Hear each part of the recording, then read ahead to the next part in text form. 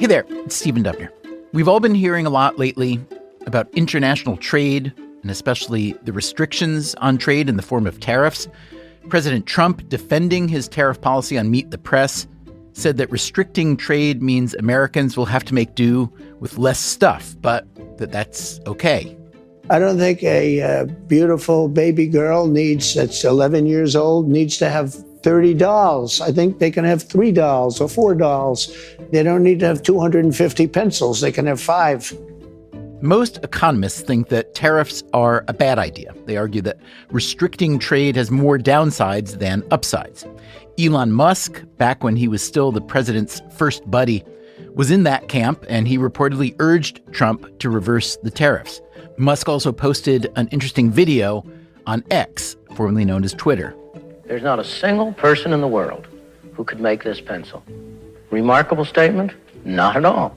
There's a lot more to be said about tariffs and free trade, and we will get into that over time. But for now, here's a simpler question. Why are they talking about pencils? To answer that, we're playing you this bonus episode, which we made in 2016 and have now updated facts and figures as necessary. This episode is about the pencil, something apparently simple that turns out to be very complicated. It begins... Hi. Hello. Good morning. Do you happen to have any pencils I'm looking for? Many pencils. I'm Stephen. Caroline. Nice to meet you. In an unusual New York City shop, a tiny storefront on the Lower East Side. Back when we made the episode, the shop had just opened. We sell only pencils. New pencils, rare pencils, antique pencils, novelty pencils, pencil accessories. That is Caroline Weaver, who was the proprietor of CW Pencil Enterprise. I grew up in Marietta, Ohio, which is in the southeast corner of Ohio, just across the river from West Virginia. Weaver was only 25 years old when she opened her store. That's young to be the proprietor of any shop, much less a pencil shop. But then, after you speak with her for a bit, it's hard to imagine Weaver doing anything else. It was just kind of a lifelong obsession. On the inside of her left forearm is a pencil tattoo. My mother drew it for me. I asked her to take a black Ticonderoga, sharpen it 3 times, and draw it to scale. And that's what she did. And you can surely guess what Weaver and a friend dressed up as for Halloween. We both wore these paper pencil point hats that we made, and we wore pink shoes like an eraser, and then painted whatever the logo of our pencil on our clothes. What is it about the pencil that so captured Caroline Weaver's imagination? I like to make things, and I'm really interested in the way that things are made. And so at a really young age, I developed an interest in these objects that appear to be really, really simple, but are actually very complicated in the nature in which they're made and kind of the nuances to all of the parts that they're made of. She sold American pencils, Japanese and German and British and Swiss and Indian pencils. Every country kind of has its own normal as far as pencils go, and often those things aren't available outside of their home countries. So talk for just a second about the economics of your shop. Mm-hmm. Is it profitable? Believe it or not, it is profitable. It turns out there are a lot of closet pencil nerds out there who want these things as much as I do. Weaver's store closed in 2021, which, as you will recall, was a terrible time for most retail. She now runs the Locavore Guide, an online directory that promotes small businesses in New York City, like the one she used to run. While it survived, CW Pencil Enterprise carried an impressive variety of pencils. Variety in color, in country of origin, and in price. Some costing as little as 30 cents and some vintage pencils selling for $75. We had visited her to see one particular pencil, which is so unassuming, so typical of its pencilness, that I didn't even realize Weaver had opened a drawer and pulled out a box of them. Oh, this is the 482. That is the 482, yeah. It's a classic Mongol. From roughly when? From roughly the 1950s. Mongol 42 from Eberhard Faber. It's Faber, not Faber. It's technically Faber, okay, but people call it Faber. I often call it Faber. Okay. So how many different pencils did Eberhard Faber make? Oh, probably hundreds. They were mostly known for the Mongol and the Blackwing and the Van Dyke and the Microtonic. Was the Mongol 482 kind of the star of the line or no? I would say that the Blackwing was the star of the line, but the Mongol was their sort of like middle range everyday pencil. By the point that this one was made, graphite technology had advanced a little bit. And so it's generally a much smoother pencil because that's when they figured out that if they put wax in pencils, they're a whole lot smoother than just using graphite and clay and some sort of binder. They changed the aesthetic of it a little bit too. The classic Mongol ferrule is black with a gold band. Around that time, that's when pencil companies kind of started developing their signature ferrule for their different pencils.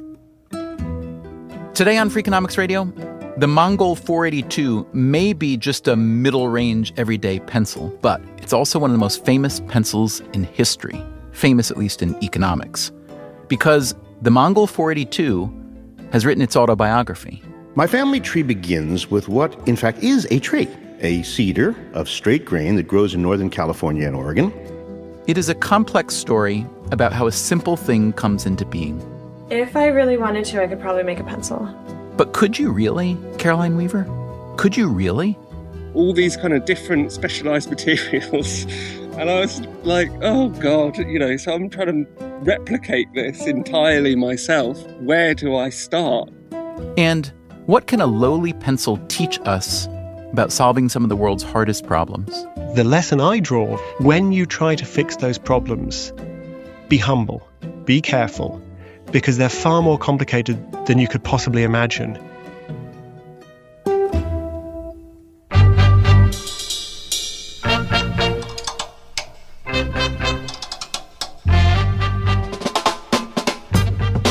This is Freakonomics Radio, the podcast that explores the hidden side of everything, with your host, Stephen Dubner.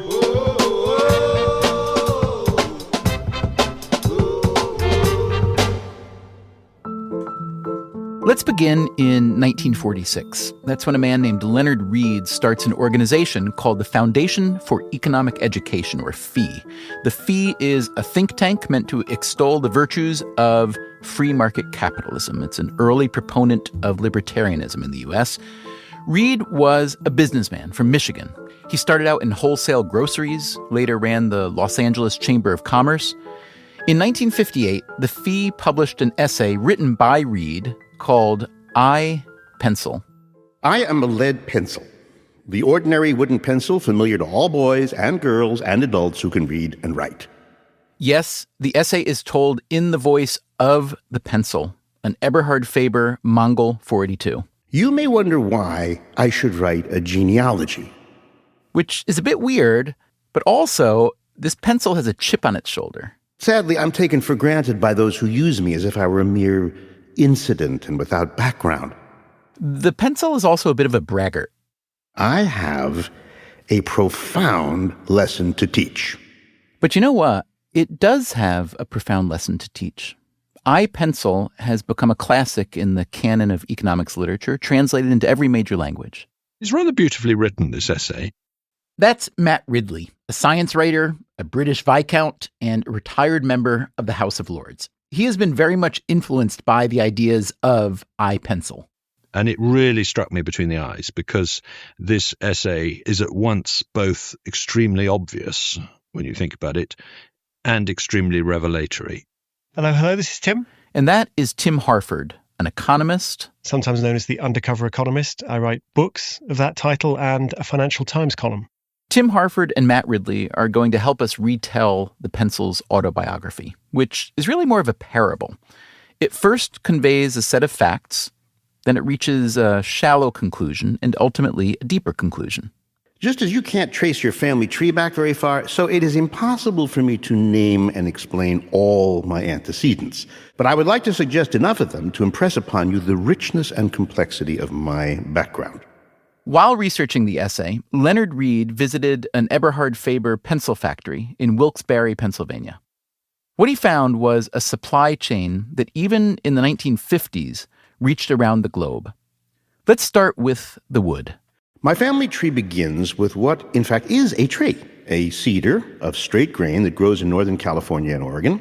Think about all the processes, all the people who were involved in cutting down those trees and in machining those trees, the people who designed the chainsaws and the axes and the trucks that shipped the cedar across country. Why, untold thousands of persons had a hand in every cup of coffee that the loggers drink. Next, the pencil tells us the logs were shipped to a mill in San Leandro, California. And there they were milled and cut into pencil-like shapes. The pencil acknowledges all the workers who built the hydroelectric dam that powers the mill. And then there's the lead. Which, of course, is not made of lead. Is graphite mined from Ceylon, Sri Lanka, mixed with clay, paraffin wax, candelilla wax, and hydrogenated natural fats. Did we know that? No, we didn't. And here, the pencil nods toward all the graphite miners, the men who built the ships that transport the graphite, the harbor pilots who guide those ships in from the sea. Even the lighthouse keepers along the way assisted in my birth. And then there's the lacquer, the paint that gives the Mongol 482 its bright yellow color. My cedar receives 6 coats of lacquer. The lacquer is made with oil from castor beans and a load of other ingredients. Why, even the process by which the lacquer is made a beautiful yellow involves the skills of more persons than one can enumerate. The number of people involved in creating this pencil is enormous. And then he goes into the same detail about the ferrule, which is the brass metal at the end of the pencil. The brass on the top of the pencil, the so-called ferrule, is made from zinc and copper, which have to be mined. Again, many, many hands involved, many machines, many processes. The same goes for the eraser, which you might think is made of rubber. I thought it was made of rubber, but it's actually made from rapeseed oil mixed with sulfur chloride and pumice and calcium sulfide to give it color and that kind of thing. All these incredible ingredients going into this very simple object. The pencil explains all this detail, but in each case, the pencil is pointing out that there are these global supply chains, there are all of these different inventions going way back in history, all of these different people involved. And if you put it all together, you realize there isn't a single person in the world who would really understand how to make a pencil from scratch, from the raw materials. Simple, yet not a single person on the face of this earth knows how to make me. This is the shallow conclusion of iPencil. Actually, millions of human beings have had a hand in my creation, no one of whom even knows more than a very few of the others. There isn't a single person in all these millions, including the president of the pencil company, who contributes more than a tiny, infinitesimal bit of know-how. It's a bold claim the pencil makes. Not a single person knows how to make me. But the claim would seem to be justified, and it's an interesting way of looking at the world, I think you'd agree, at how interdependent we are, how specialized we are. The deeper conclusion that Leonard Read was making, however, this is where things get really interesting. That's coming up after the break. I'm Stephen Dubner, and this is Freakonomics Radio.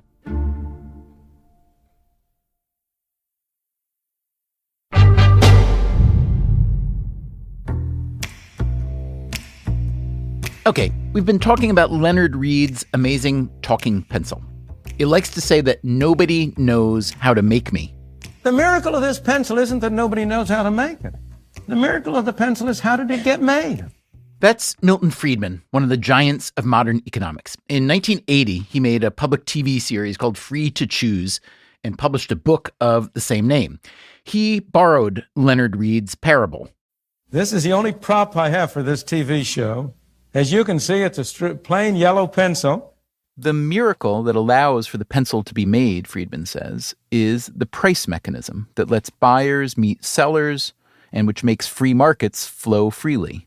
I am trading with thousands of people all over the world. Not one of them has been forced to do it. Nobody has had a gun to his head. They've all done it. Why? Because each one of them thinks he's better off in this transaction. You might know this concept as the invisible hand, as the proto-economist Adam Smith named it, which suggests, as the pencil puts it, the absence of a mastermind, of anyone dictating or forcibly directing these countless actions which bring me into being. In other words, none of the millions of people involved, directly or indirectly, in making a pencil cared one bit about making a pencil. Maybe didn't even know what they were making. Not one of them is motivated by making a pencil. They're motivated by earning money, providing for their family. And the astounding thing, as Leonard Read says, is the absence of a mastermind. There is no one dictating or forcibly directing these countless actions, as he put it.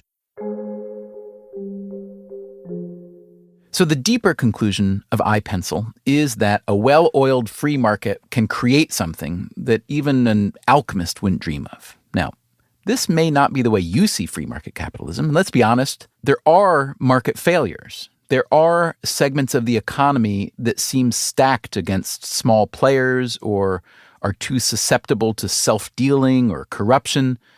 But the point is that free market capitalism is better than all the known alternatives. Now, let's keep in mind that Leonard Read, writing in 1958, and even Milton Friedman, speaking in 1980, were responding to a different political climate. They were both concerned about the legacy of Roosevelt's New Deal programs and the growing involvement of the government in American economic life.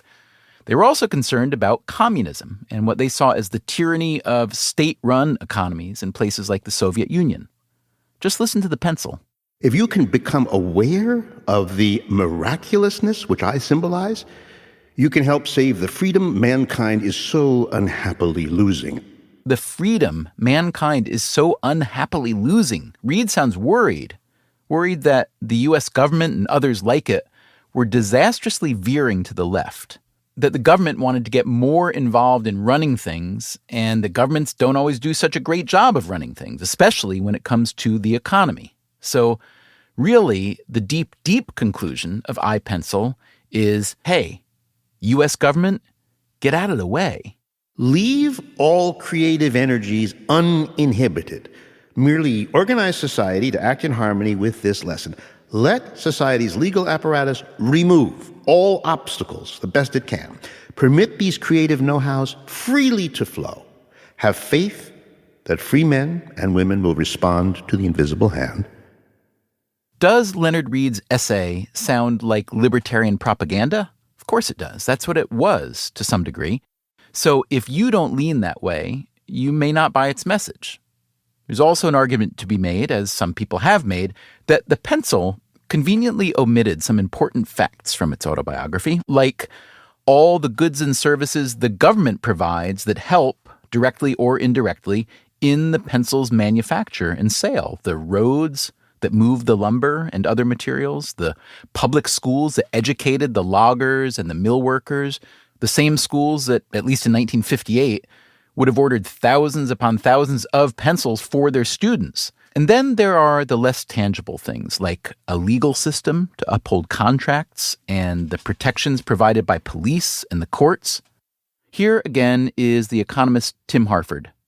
Clearly, in a modern economy, a tremendous amount of the infrastructure that we rely on has been paid for by taxpayers and coordinated in some way by state government, local government, or by the federal government. Some of these things could be provided privately, but as a matter of fact, they are provided by government, and they seem to be provided reasonably well.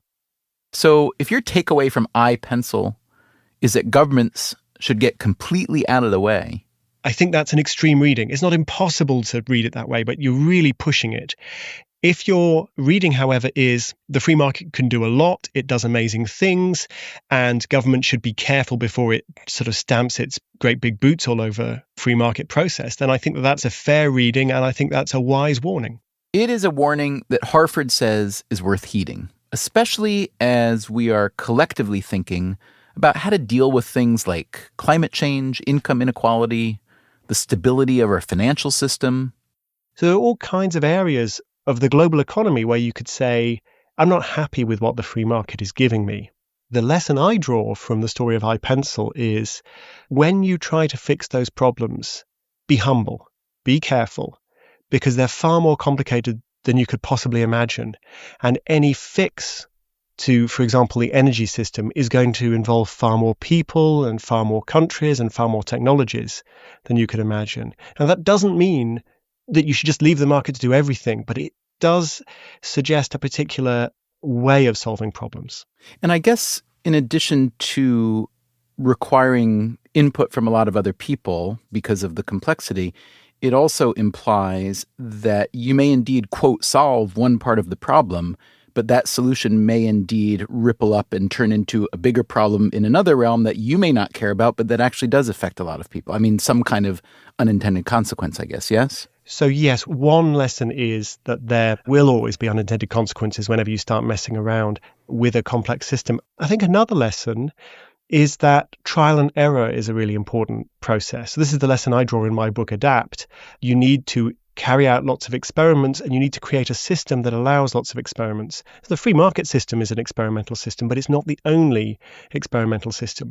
If you're going to start messing with global supply chains, with the energy system, with the financial system, you want to make things work better, you are going to need to do that step by step, constantly gathering data about what's working and what's not, and running really good experiments. And I think where Leonard Read was absolutely right was to suggest that when the free market works well, it delivers amazing results. Well, why does it deliver amazing results? One reason is because there's lots and lots of small experiments and lots of small failures. There are pencil manufacturers or lumberjacks or coffee companies or truck companies making bad decisions and going bankrupt all the time, but the system as a whole is resilient and stable and creative. As Leonard Read rightly pointed out, it produces miracles.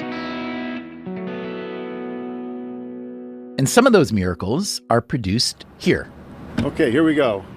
Jim Weissenborn. I'm a fourth-generation pencil maker, and we're in Jersey City, New Jersey, at the home of General Pencil Company. General Pencil was incorporated in the late 19th century. We've been in this location since 1917. When we spoke with Weissenborn back in 2015, he was the boss at General Pencil. He's now mostly retired, but he still helps some of the younger members of the Weissenborn family run the company. General Pencil is one of the last few remaining pencil factories in the United States. You're going to see probably something that's not available anyplace in the world. It's a total production of a pencil from the very rawest materials to the finished product. We even do all our own marketing. It's kind of fun. There are only a handful of American pencil factories left. Sometimes, when one shut down, Weissenborn would buy their old machinery and store it away for spare parts. I'm going to take you in the way from the very beginning of the process, okay? All right, sounds good. We're going down. Graphite slippery. Weissenborn led our producer, Christopher Worth, on a tour. It began by walking down a steep set of stairs into the factory's basement, where giant metal barrels were churning up a mixture of graphite and clay. These barrels are the secret to our product. These are tumbling barrels they used in Germany 100 years ago. We've never changed this process. And what you hear going around in there are Belgian stones off the coast of Belgium. And they pulverize the graphite and clay into a talcum real fine, and that's where your pencils become smooth. That fine mixture is then dried, ground up again, and mixed with water. Then it's extruded through a machine that makes pencil leads that at this point look like long strands of soft gray spaghetti. Those are then dried again and fired in kilns at around 1800 degrees Fahrenheit. This is the traditional way of making. If you went through a pencil factory 100 years ago in Germany, this is what you'd see. I mean, you're in a time warp. The tour heads into the wood shop. Great stuff, huh? Yeah. A machine is cutting a row of tiny grooves into the thin, rectangular wooden slats. This is how the lead gets into the pencil. A lead is laid into each of the grooves, and then another grooved wooden slat is glued on top. These are number 2 HB leads coming down. The slats, the bonding process is the glue goes in the bottom one. They're flipped over and make a sandwich. Most of the wood that General Pencil uses is California cedar, just like in iPencil. So some things have stayed the same, but a lot has changed also. The old days, 80% of what we made were yellow pencils. We had all the contracts with yellow unified school districts and Seattle school districts and state of New York. We were running truckload of pencils out of here. I'd have all the kids, my wife working in here. This is back 40 years ago. But today, those standard yellow pencils, Weissenborn says, are made so cheaply elsewhere, primarily in China, that it's impossible to compete. General Pencil's solution was to start making smaller batches of specialized, higher quality products, drawing pencils and coloring pencils, things like that. All told, there are 117 steps in making a pencil in this factory, and Jim Weissenborn knows every single one. So, what does he think of the pencil's argument in iPencil? Romantically, that's a nice story. No one makes a pencil. I think we make a pencil. But Weissenborn admits he's never even been to a graphite mine or a clay mine. He doesn't cut down the cedars out west, which means Leonard Read was right, doesn't it? Simple, yet not a single person on the face of this earth knows how to make me. Not a single person, even the owner of a complete pencil factory, really knows how to make an object as seemingly simple as a pencil. Not that most of us would ever want or need to do such a thing, right? That was really Leonard Read's point, that the miracle of a well-functioning free market is that it provides us with what we want, generally speaking, at a price we can afford, at least most of the time. So a kiwi fruit grown in New Zealand or Italy, I can buy that for $1 in a New York grocery store, even an online grocery store, which delivers to my door. What do you want to buy? A German-made car? A t-shirt made in Indonesia and Bangladesh, spun from cotton grown in Mississippi? Yep, you can buy that too. But this does not stop some people from trying to make their own stuff from the ground up. So it's a simple, everyday product. We British, we love our toast. That's coming up after the break. I'm Stephen Dubner, and this is Freakonomics Radio.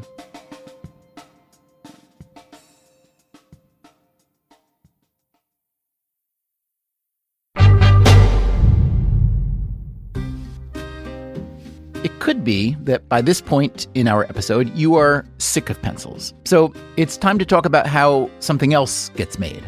You wouldn't think so, but there is a very interesting modern parallel to Len Read's iPencil story. That, again, is the economist and writer Tim Harford. A few years ago, a London design student called Thomas Thwaites decided that he was going to build a toaster from scratch. Mundane electric toaster. And that is Thomas Thwaites. He wanted to better understand just how finished consumer goods get to him. A toaster seemed like a relatively simple project. Obviously I use technology every day. It's amazingly complex, but at source it came from just a bunch of rocks and sludge buried in holes in the ground around the world. Thwaites now works as a freelance designer, and he teaches at Central St. Martin's, which is part of the University of the Arts, London. His toaster quest began when he was a student at the Royal College of Art. So I went and bought the cheapest toaster I could find because I thought the cheapest toaster will be the simplest to reverse engineer. And this toaster costs about $5 or $6 at the local store. So it's a simple, everyday product. We British, we love our toast. Thwaites took home the toaster and took it apart. And to my dismay, there were kind of 400 individual bits that had been made and then come together into this item whose sole purpose was to make toasting a slice of bread slightly more convenient in the morning. Those 400 individual bits were made of many different materials.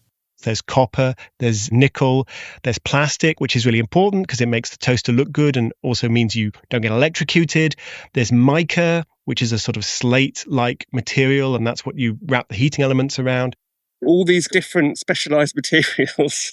And I was like, oh God, I'm trying to replicate this entirely myself. Where do I start? So my strategy became to simplify and substitute and pare back to 5 materials that I thought I could manage and would give me the best toaster I could make. Yeah. Those 5 materials were steel, nickel, copper, mica, and plastic. But even with the first material, steel, Thwaites hit a roadblock. The steel making process is incredibly difficult, especially for an art and design student, so he settled on iron, which is somewhat less complicated. It turns out Britain's a post-industrial society. We don't have any iron mines anymore, but we have a disused iron mine. Thwaites called up an old iron mine in Wales that had been turned into a museum. And said, oh, hi, I'm trying to make a toaster. And the guy on the other end of the phone was like, yeah, sure, come down. So I jumped on the train and went to Wales to this iron mine. Turns out when he got there, they'd misunderstood him on the phone. They thought he'd said, I'm a design student and I'm trying to make a poster. which I think makes a lot more sense. But anyway, they cleared that up and he went back home with a suitcase full of iron ore. I literally bought an empty suitcase with me and filled it up with iron ore. But then once you've got iron ore, well, what do you do with that? How do you turn iron ore into iron? Good question. Yeah, it's like fundamental, isn't it? How do you make metal from rock? I have a vague idea. You've got to get it hot. Turns out it's a little more complex than that. Thwaites consulted professors and some books on metallurgy. He landed on a method from the 15th century with a few modifications. He got a big trash can, he got a leaf blower, he got barbecue coals, and so he created this backyard furnace. There is a video. Just search for Thwaites, that's Thwaites, and Toaster Project, and the video shows flames pouring out of the trash can. Well, it might be working. We don't actually know. The fire produced a big lump of heavy gray matter that looked like metal. And I thought, my God, I have done it first time. I must be some kind of genius because it took the rest of humanity thousands of years to move from the Bronze Age to the Iron Age. But hey, me just pulled it out of the bag. Alas, Thwaites was not quite as genius as he imagined. The lump was still just iron ore. So he read some more and landed on another idea. What about a microwave? He found a patented process for smelting iron in a microwave oven. My mum had a microwave, so I went round to her house and kind of borrowed it. Kind of borrowed because his mother's microwave, in fact, exploded. But the second one survived and he managed to get iron. I love that in the service of making a toaster, he destroys at least one microwave along the way. He destroys a microwave and he has to go through a lot of shortcuts to get the toaster. With the nickel he needed, for example. Thwaites couldn't find any old nickel mine turned museum in Britain. The closest extant mine he could find was in Siberia. So in the end, I had to, even though they had the picture of the Queen on them, which makes it illegal, I had to melt down some Canadian commemorative nickels to get my nickel. Thwaites also finally managed to get hold of some copper and mica. Tremendous difficulty in making all of these materials. But he still needed plastic. I was determined that this toaster would have a plastic case because a plastic case is kind of the defining feature of cheap consumer electrical objects. You know, this kind of smooth plastic shell to hide the mess inside.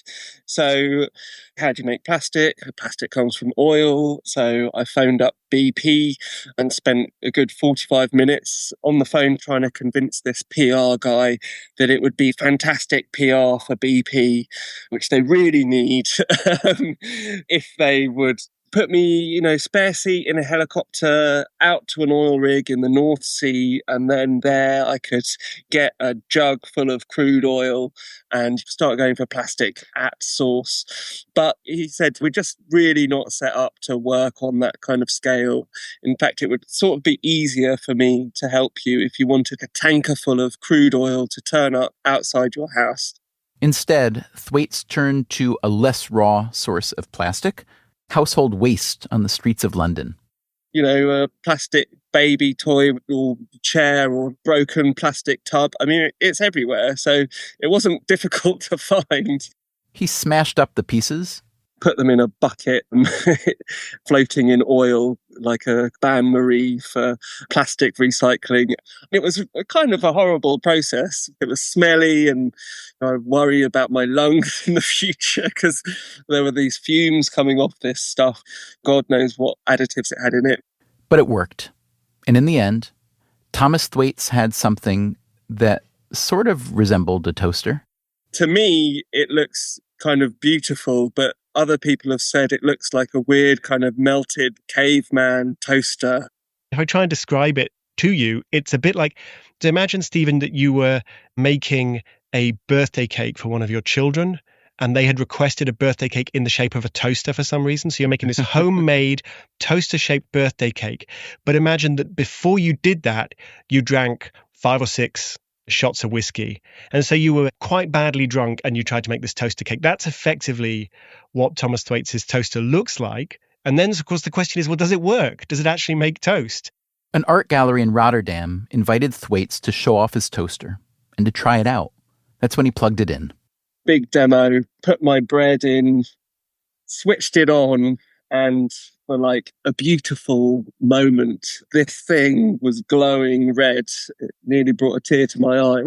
And the toaster immediately caught fire, which he described as a partial success. I got my bread out, and I think I'd be lying if I said it had changed to toast. It was slightly warm. And what was the final tally on this partially successful drunken caveman birthday cake bread warmer? About 9 months, and I think I spent £1,300 on my toaster in the end. Yeah. Converted to dollars and updated for inflation, that's around $2,500 US. And Thwaites had to cheat quite a bit along the way. The leaf blower, the Canadian nickels, the train from London to Wales. I was trying to make this toaster from scratch, and that brought up the question of what is from scratch, because if I was really going to be making this toaster from scratch, I would have to go to the middle of the woods, get rid of all of my worldly belongings and burn my clothes. And that would be starting from scratch, starting from naked in the woods. And then the process would begin of making this toaster. But that was impossible. I would have just died. I think that is a perfect illustration of the point that Leonard Read was making in iPencil. I was actually recreating iPencil in a way, but just with a toaster. I could have picked a pencil, I think, and had equally as difficult a time. As difficult as the project was, it did lead Thwaites to appreciate the march of civilization. Trying to do these processes and failing so often really made me think it's just been this incremental process of slight improvements, lifetimes and lifetimes of building this pyramid of knowledge and techniques. Tim Harford, as an economist who himself lives near London, a most global city, he understands how any one of us might feel alienated by this pyramid, the big, complicated global processes that produce the pencil or the toaster that show up in a local shop. But of course, you could also take Len Read's perspective, the more pro-free market perspective, and say, hey, look, you can have a toaster. It'll cost you $5 or $6. It works really well. All you need to do is to trust the market, and the market will bring all of these things together.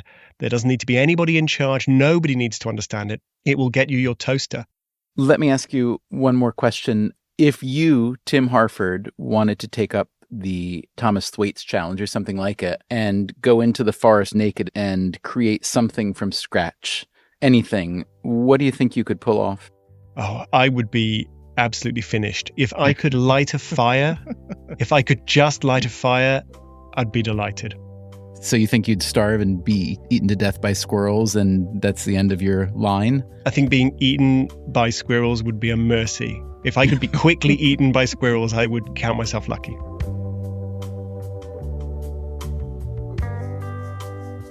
And that's it for this bonus episode. I hope you enjoyed it. We will be back soon with a new episode. Until then, take care of yourself. And if you can, someone else too. Freakonomics Radio is produced by Stitcher and Renbud Radio. This episode was produced by Christopher Worth and updated by Dalvin Abuaji. It was mixed by Merritt Jacob and Jasmine Klinger. And special thanks to Robert Krulwich for his excellent performance as the pencil. The Freakonomics Radio Network staff also includes Alina Kuhlman, Augusta Chapman, Teo Jacobs, Eleanor Osborne, Ellen Frankman, Elsa Hernandez, Gabriel Roth, Greg Rippin, Jeremy Johnston, Morgan Levy, Sarah Lilly, and Zach Lipinski. You can find our entire archive on any podcast app or at Freakonomics.com, where we also publish transcripts and show notes. Our theme song is Mr. Fortune by the Hitchhikers, and our composer is Luis Guerra. As always, thank you for listening.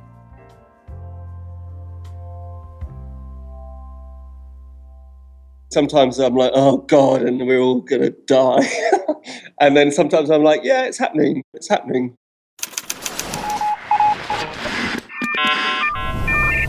The Freakonomics Radio Network, the hidden side of everything.